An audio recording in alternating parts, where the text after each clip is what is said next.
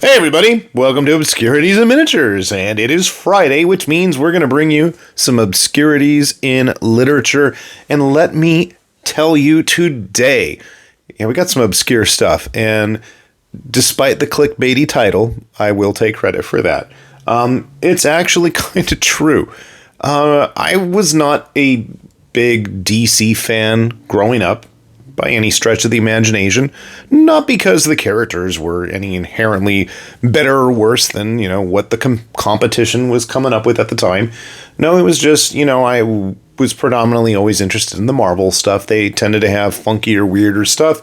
And if you've ever seen any of the videos that I've posted on some of the Marvel books, especially like I've mentioned before, the old Mignola Hulk stories from the Crossroads era, one of these days, we're going to get around to the Kulanganth stories from Uncanny X-Men, which was another major one for me. I've got a video all lined up on that one. But no, I just never really was super into the DC stuff, through no fault of my own.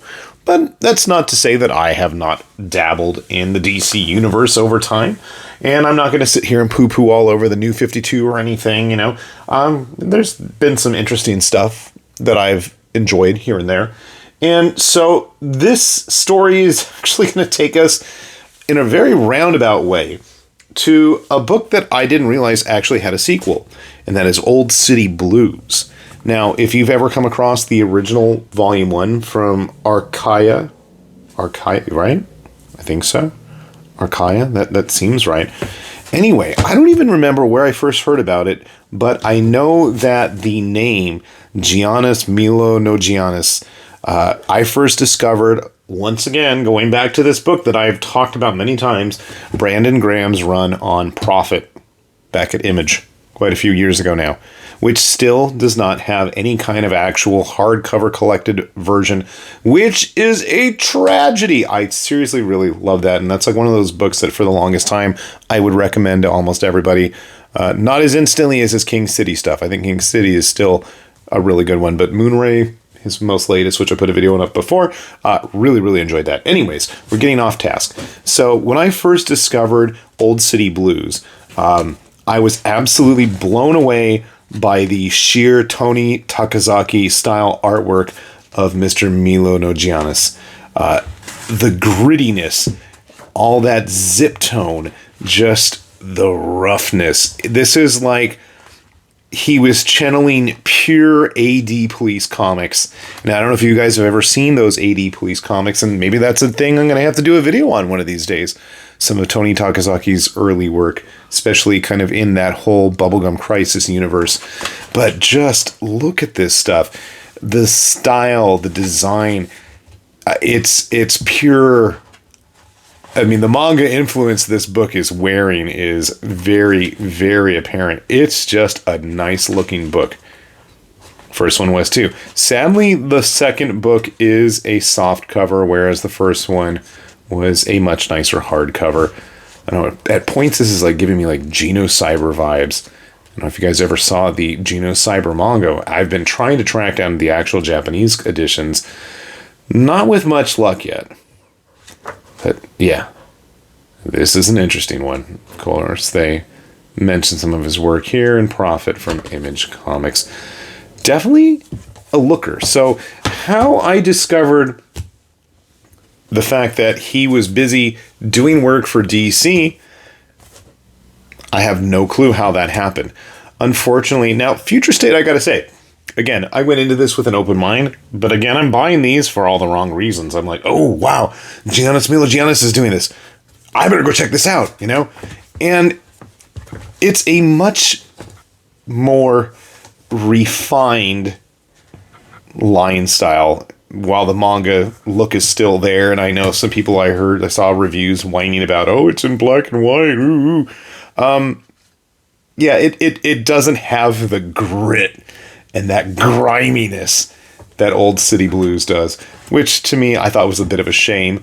But the mecha game, the cyberpunk armoring is absolutely on point. So if that's something of interest to you, this is like volume 1 of 3, I think. I only have the first one, and it's just a matter of laziness. I never got around to it.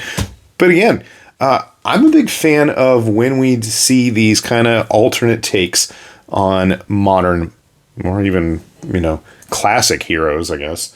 But I'm always down for that. I like when we see something different. I know some people aren't a big fan of that, but I'm not really interested in catching up on whatever the latest continuity is of especially long-established heroes. And I think that's why I like those Elseworld-style stories, especially for stuff like Batman, Superman, the big holy trinity of DC, or even, Spider-Man, X-Men, any of that stuff. Whenever they kind of take them off their beaten path, I'm usually probably going to be there to take a look at things. And if you see like some of the videos I've done on like the DC stuff before, they all tend to be kind of those Elseworld-esque type stories.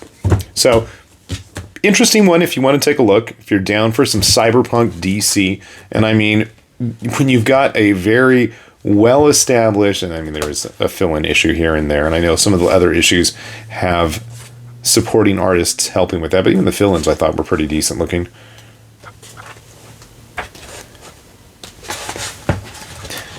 If it seems like something you're interested in, I'd say definitely give it a good look.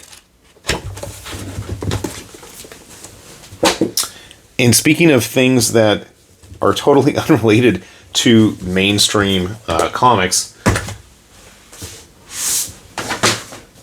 I'm grabbing it. Let's talk DC versus vampires for a sec. I know a lot of people gave this one a hard time. They didn't think it was as good as Deceased. And I read all of the 3 major series and a bunch of the spin-offs, and I enjoyed it. But for whatever reason, I actually enjoyed this one more. And I didn't originally read this in the correct order, if you will, but I was quite impressed with the style of the art. I really actually enjoyed the art, enjoyed the story. The ending was obviously setting things up for an eventual sequel. But again, really nice artwork, fun story, very much one of those Elseworld-esque tales where you take things in other directions. I've been trying to finish up the Dark Knight's Metal book, and I didn't find that one as fun as this. To me, this is a lot more fun and wild. But the reason I got that was actually because of this. What is this? This was one of the spin-off sequels, and kind of like the Wolverine Black, Red, and White, they have these quite visually striking and well done kind of side stories about what's going on in this main vampires versus heroes story. But again, that's not why I bought that. The reason I bought this...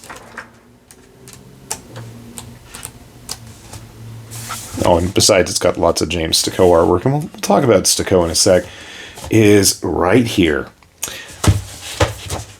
I don't know if everybody knows, just based on the artwork, who drew this, but when I saw this, I knew instantly, and I don't know how I even discovered this. Who is this very manga-esque looking Batgirl? And I mean, just the layouts, the designs, I'm like, I know who that is. I don't even know where I discovered this.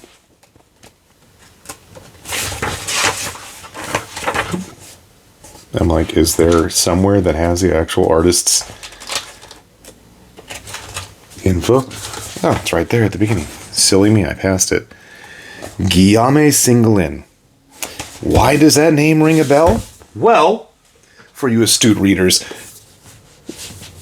it's because they were the author of PTSD, which I absolutely enjoyed. This is not a topic that we see getting covered very often in, well, just mainstream books, writing in general, period, about how war veterans are treated when they come home, addiction issues, stuff like that. This was a pretty damn good book, I gotta say. And the artwork is absolutely gorgeous. And I have a video on that already. You know, the reason I even found out about the fact that Guillaume Singelin was drawing stuff for DC versus Vampires was because we're going to take a little sideways trip here. We're going to go to our virtual Magnetic Con. I don't know if you guys are familiar with Magnetic Press, but they do this virtual con thing they've done a couple times now, basically just crowdfunding to get all of the good deals that you may have gotten if you were at the various conventions, and then, they have little books that have lots of little previews of upcoming stuff. Let's turn it. There's some fun things in here. They always have like little RPG sections. We'll let you check that out yourselves. This book just wrapped up crowdfunding. Marwan's stuff. Oh no, this is Matthew Bebley. Okay. I was going to say Marwan did another book, I think. There we go. Frontier. I got a chance to see this in French, and it absolutely was right up my alley. Sci-fi exploration stories by none other than Guillaume Singelin. And this is coming out real soon, this year, 2023.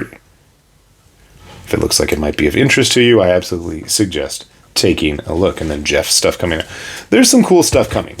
So I was jonesing for a fix from Singelin's work. I know he's done... Did they mention it on the back of this? This series right here. Motherfuckers. Quite an interesting one in France. And I've been trying to track down the actual books that he's done. And it's not as easy as it sounds or as cheap as it should be. So, again, getting into DC event books for all the wrong reasons, but enjoying them. So then, we mentioned James Sticco. And funny enough, this just came out. Why would we be looking at Ghostmaker and Clown Hunter? Well, Clown Hunter showed it up in the Joker War storyline, which was also the introduction of Ghostmaker, which may surprise fact to some of you that I know these things. I actually just finished reading the Grant Morrison omnibus for his Batman run, and I did not go into it with the greatest of intentions. I was like, it's going to be okay. And I actually really enjoyed it, which was surprising. I'm not usually a big Batman fan. Yet here we are. Oh, why, there's James Sticco's name on the cover. Why, that's because he was busy drawing backup stories about these new characters, Mr. Clown Hunter right here. Why not? I am totally cool with it. And actually, I kind of enjoyed the story. It's not some James Sticco artwork with lots of oranges and blues in there. Thank goodness. And it's just cool to see, artists that you enjoy kind of branching out, doing something different. And I do appreciate the fact that they couldn't resist and have Noodles being featured. If you're not familiar, one of James Sticco's first published individual graphic novels was actually Wonton Soup, which was a story about a bunch of sci-fi losers cooking noodles, basically. Quite entertaining, quite well drawn, quite bizarre as well. So it's funny seeing Joker go to order pho. I enjoyed that. And the rest of the book actually was quite entertaining as well, with the Ghostmaker stories, with a very anime-esque style to it, but Ghostmaker himself basically is a walking pastiche of multiple anime characters meets Batman, so I was there for it and absolutely enjoyed it. In fact, believe it or not, I've got a Ghostmaker sitting on my shelf along with a bunch of Kingdom Death stuff upstairs overlooking my computer. So again, going into things with the completely wrong reasons, but finding quite an enjoyable time nonetheless. That cough does not want to go away. This is kind of cool too. I don't know why they made little trading cards of all the various magnetic press books. I'm like, this is totally unrelated to anything. Midnight Order, that's the one. Or I'm thinking of like the Flanagan stuff. I've been in Flanagan mode, having watched The Fall of the House of Usher over the last few days and quite enjoying it. But yeah, again, this one to look out for. You like Singelin's artwork. I personally do. Kind of cool seeing it on little trading cards. Something fun, something different, and I'll probably be there for no future tune. If you guys ever want to see any of this stuff from Magnetic Press, I've got most of these books, and if you're interested, I know I've got Temujin upstairs, I've got Carbon and Silicon. Like I said, you're interested, let me know. we'll take a look at them. It's always fun looking at random things and going off on nice little divergent tangents and seeing what's out there outside of the usual big books. So I had fun with this. Do you guys have any recommendations in terms of both artists or material? By all means, I am always open-eared in that regard. Drop me a line on Discord. If you're not on Discord, you can get on that Patreon and get on there. Hint, hint, nudge, nudge, wink, wink.